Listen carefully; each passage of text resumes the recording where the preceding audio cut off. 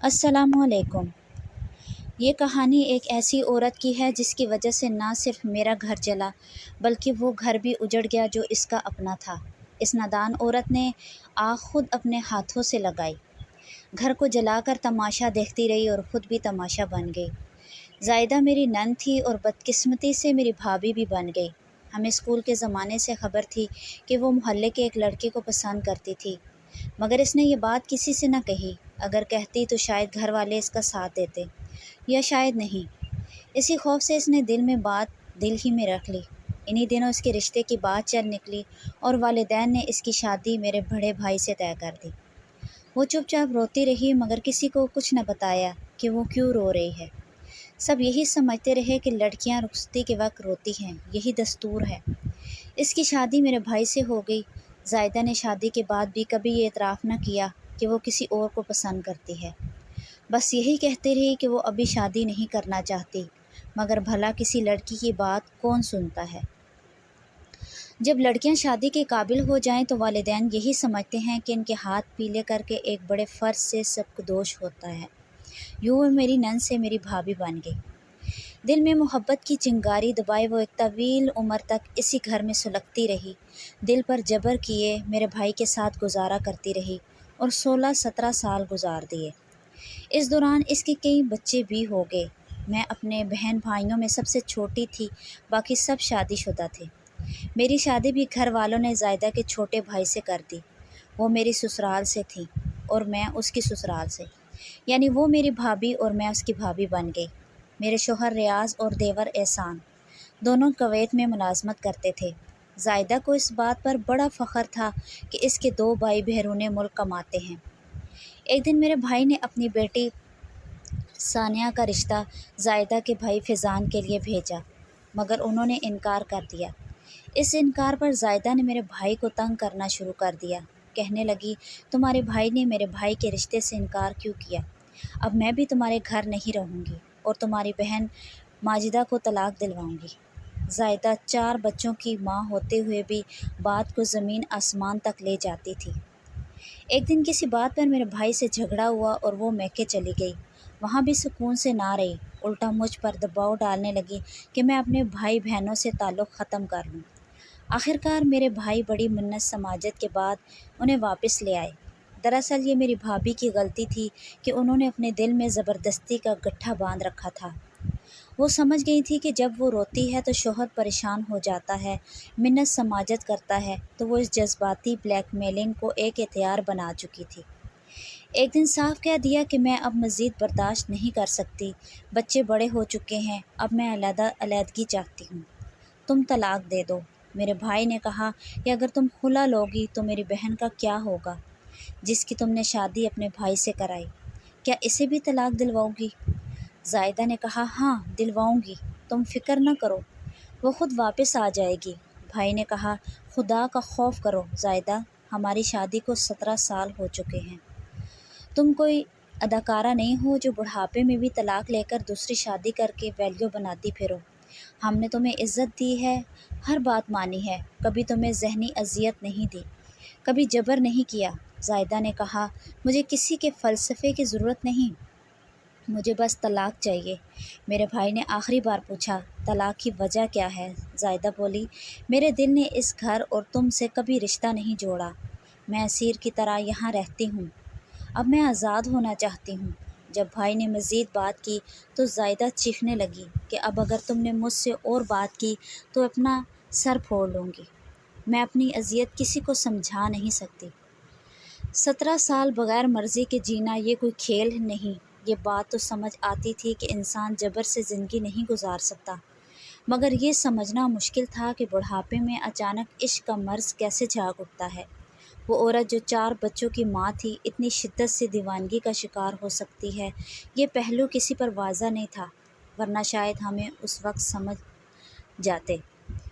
زائدہ نے اپنے شوہر سے واضح الفاظ میں کہہ دیا کہ تم مجھے اتنا بے قیمت نہ سمجھو، میرے سنبھالنے والے اور میری قدر کرنے والے اب بھی موجود ہیں۔ رشتہ دار لاکھوں ہوتے ہیں مگر جس طرح شوہر بڑھاپے میں بیوی پر سایہ فگن رہتا ہے ویسا کوئی نہیں سنبھال سکتا۔ شوہر کی بات کرتے ہو تو میں دوسرا شوہر بھی کر کے دکھاؤں گی تم کو۔ بھائی نے زائدہ کی ان باتوں کو مذاق سمجھا، مگر اس نے اپنی ضد پر قائم رہی۔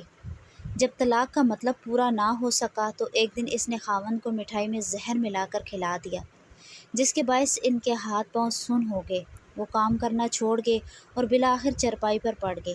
اب زائدہ ہر وقت شوہر کو طعنہ دیتی کہ تم لولے لنگڑے، بوڑھے اور بیکار انسان ہو، جبکہ میں ابھی جوان ہوں، مجھ میں دم خم ہے اور مجھے سنبھالنے والے بھی ہیں، مگر اگر میں تمہیں چھوڑ کر چلی گئی تو تمہیں اس حالت میں کون رشتہ دے گا؟ اب میرے بھائی لاچار چرپائی پر پڑے تھے۔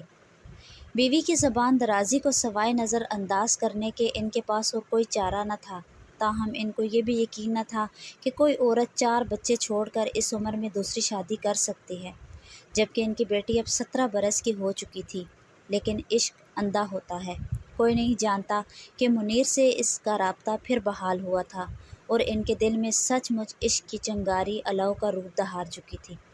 یہ واقعی ایک انوکھا واقعہ تھا کہ زائدہ نے جو کہا وہ کر کے دکھایا۔ وہ بھائی سے لڑ جھگڑ کر ایک روز میکے آ گئی، یہاں شور مچایا کہ خاوند کی خدمت کر کر کے تھک جاتی ہوں، ساس ڈنڈا اٹھا لیتی ہیں، میں ہرگز کچن نہیں سنبھال سکتی، بچے بھوکے رہتے ہیں تو خود کھلائیں، مگر ساس کہتی ہے کہ ان کو پڑھنے دو، تم کہتی ہو کہ ان کو پڑھنے دو، تم گھر سنبھالو۔ کل انہوں نے اس بات پر کفگیر اٹھا لیا اور مجھے مارا پیٹا۔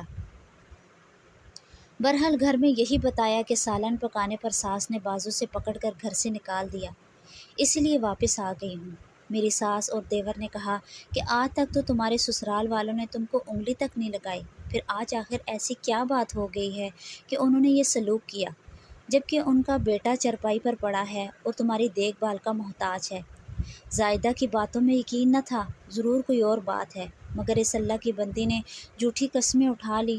بہرحال ہر کوئی سمجھ چکا تھا کہ یہ جو ارادہ کر چکی ہے اس سے انہیں باز رکھنا آسان نہیں۔ سب خاموش ہو گئے کہ چند دن خاموش رہنا ہی بہتر ہے، خود وقت گزرنے پر سدھ بودھ لوٹ آئے گی۔ زائدہ نے زیور، نقدی اور قیمتی ملبوسات آہستہ آہستہ اپنی ماں کے گھر منتقل کر دیے تھے۔ چند دنوں بعد بغیر میکے کی رضا کے انہوں نے خود جبراً وکیل کیا اور میرے بھائی پر کیس کر دیا کہ شوہر نے مار پیٹ کر گھر سے نکال دیا ہے اور بچے چھین لیے ہیں۔ بچوں نے بیان دیا کہ والد کا کوئی قصور نہیں، بلکہ والدہ ناحق جھگڑ کر میکے چلی گئی ہیں، ان کی عمر ایسی نہیں کہ ہم سے جدا ہوں یا ہم ان سے بھابھی کا کیس کمزور ہو گیا، تو میرے بھائی نے ان پر کیس کر دیا کہ یہ میرا گھر آباد کرے، بچوں کے ساتھ رہے، جتنا خرچ ہو یا جائیداد اسے لکھنے پر تیار ہوں۔ میرے بھائی نے بھابھی پر گھر آباد کرنے کا دعویٰ کیا تھا، وہ حق پر تھے تو ان کے حق میں کیس جیت گئے، اب وہ آنے سے انکار کر گئیں۔ پھر بھائی نے برادری کے بزرگوں کو زائدہ بھابھی کے والد اور بھائیوں کے پاس بھیجا کہ آپ لوگ میری بیوی کو لائیں اور یہ لوگ میری بہن کو آباد رکھیں، ورنہ دونوں کے گھر اجڑیں گے اور دونوں کے بچے ماؤں سے جدا رہ کر پریشان ہوں گے۔ بزرگوں نے زائدہ کو بہت سمجھایا مگر اس نے طلاق کی رٹ لگا دی تھی، وہ بھی بے بس ہو گئے۔ ساس نے کہا کہ اب ہمیں مائرہ کو طلاق دینی ہوگی، زائدہ نہیں جاتی تو وہ بھی اپنی بیٹی کو طلاق کرا کر لے جائیں گے، لیکن میرے شوہر نے نجی بات ماننے سے انکار کر دیا اور مجھے طلاق نہیں دی۔ میرے خاوند کی دانش مندی سے میرا گھر بچ گیا، تاہم زائدہ نے اتنی ضد کی کہ میرے بھائی کو نہ چاہتے ہوئے بھی اس کا مطالبہ ماننا پڑا۔ انہوں نے بیوی کو طلاق دے دی، البتہ یہ شرط رکھی کہ مائرہ کا خاوند اسے زائدہ کے ساتھ نہیں رکھے گا، بلکہ میری بہن کو علیحدہ گھر لے کر دے گا۔ میرے شوہر نے یہ شرط قبول کر لی، وہ ہر صورت اپنے گھر کو بچانا چاہتے تھے کیونکہ میں بے قصور تھی۔ زائدہ طلاق لے کر خوش تھی، اس نے منیر سے رابطہ کیا کہ تمہارے کہنے سے میں نے اکیلے ہی جھگڑے کا سمندر تیر کر پار کیا ہے، تیری خاطر گھر بار اور بچے بھی چھوڑے ہیں، اب نکاح کرنے کو ہم آزاد ہیں تاکہ بقیہ زندگی ایک ساتھ گزار سکیں۔ وہ شخص جو ہمیشہ اس کو طلاق لینے پر اکساتا تھا، خود کو اس کے بغیر زندہ لاش کہتا تھا، شادی کر کے زائدہ کو اپنانے کے لیے تڑپتا رہتا تھا، کہتا تھا کہ ایک بار طلاق لے لو، میں تم کو ساری دنیا کی سیر کراؤں گا، تمام جہان کی خوشیاں تیری جھولی میں ڈالوں گا۔ جب بے وقوف زائدہ نے زمانے سے ٹکر لے کر اسے یہ خوشخبری سنائی کہ لو اب میں آزاد ہوں، आओ हम अपनी वो जन्नत बनाएं जिसके तुम आरज़ूमान थे तो खुद भी तड़पते थे, मुझे भी तड़पाते थे, लेकिन वो झूठा आशिक नामुराद पीछे हट गया। अब इसे अपनी बीवी और जवान बच्चे नज़र आने लगे। इसकी बीवी को भी पता चल गया कि मुनीर अपनी पुरानी महबूबा ज़ायदा से निकाह सानी करने चला है। इसने भाइयों को इकट्ठा किया और मुनीर को रस्सियों से बांध कर घर में बिठा लिया। जो लड़कों ने बाप पर लहन तहन की और एक ख़त ज़ायदा के नाम लिखवाया कि मैं तुमसे शादी से मजबूर हूँ, मेरे बच्चे जवान हैं, वो आड़े आ गए हैं इस उम्र में, जबकि हम 50 बरस के हो चुके हैं और बुढ़ापा सर पर है। हम खुशियों की नई दुनिया आबाद नहीं कर सकते। हो सके तो तुम वापस अपने बच्चों की तरफ लौट जाओ और मुझे माफ़ कर दो। मैं बहुत मजबूर हूँ। जब यह ख़त ज़ायदा को मिला तो जैसे इस पर बर्फ़ का तूफ़ान गिरा हो। वो जहाँ बैठी थी वहीं बैठी रह गई। हाथ इसके हाथ से गिर गया। मैंने दौड़कर हाथ उठाया क्योंकि वो हवास खो चुकी थी। इसे कमरे में ले जाकर नींद की गोली ज़बरदस्ती खिला दी ताकि ये सो जाए और इसका दिमाग ख़राब ना हो। एक दिन और एक रात वो सोती रही, मगर कब तक? आखिर से नींद से जागना था। जब जागी तो 14 तबक रोशन थे, अब इधर की रही ना उधर की। जिस यकीन पर इसने बड़ी जंग लड़ी थी वो यकीन मुनीर के खत मिलते ही ख़त्म हो गया था। बरसों से तलाक लेने पर उकसाने वाला ऐन मंजिला पर छोड़ गया। वो ये सोच भी ना सकती थी, मगर इसकी मुराद पूरी ना हो सकी और वो दरमियान में लटक गई। इस वक्त अगर मैं इसे मोहरा ना देती तो यकीनन या तो वो खुदकशी कर लेती या उसका दिल फेल हो जाता, लेकिन वो मेरे भाई के बच्चों की माँ थी। मैं इसे बेसहारा नहीं छोड़ सकती थी। मैंने इसके राज को राज रखा और इस पर हमेशा के लिए अपनी खामोशी का पर्दा डाल दिया। अपने शोहर और अपने भाई दोनों की इज्जत को संभाला। भाभी के राज को छालना नहीं चाहती थी, बल्कि इन्हें रुसवाई से बचाना चाहती थी। मुझे अपने बूढ़े ससुर के बुढ़ापे का भी पास था और अपने भाई के 4 बच्चों का भी ख्याल था। जिस नंद की खातिर मैं बूढ़े ससुर से अलग हुई थी, इसकी खातिर फिर से अपने ससुराल में वापस आ गई, क्योंकि मुझे ज़ायदा की लड़कियों की शादी में भी भाई की मदद करनी थी। वो अब जुज़वी तौर पर ठीक हो चुके थे, अगरचे पूरी तरह अब भी ठीक ना हुए थे। इनके गुर्दे बुरी तरह मुतासिर हो चुके थे। मैंने कोशिश करके ज़ायदा की बड़ी बेटी शम्मा को रिश्तेदारों में अच्छी शादी करवा दी। दूसरी बेटी की भी मंगनी करवा दी। दोनों बेटे भी बाशऊर हो चुके थे, मगर वो माँ से सख्त बदज़न थे।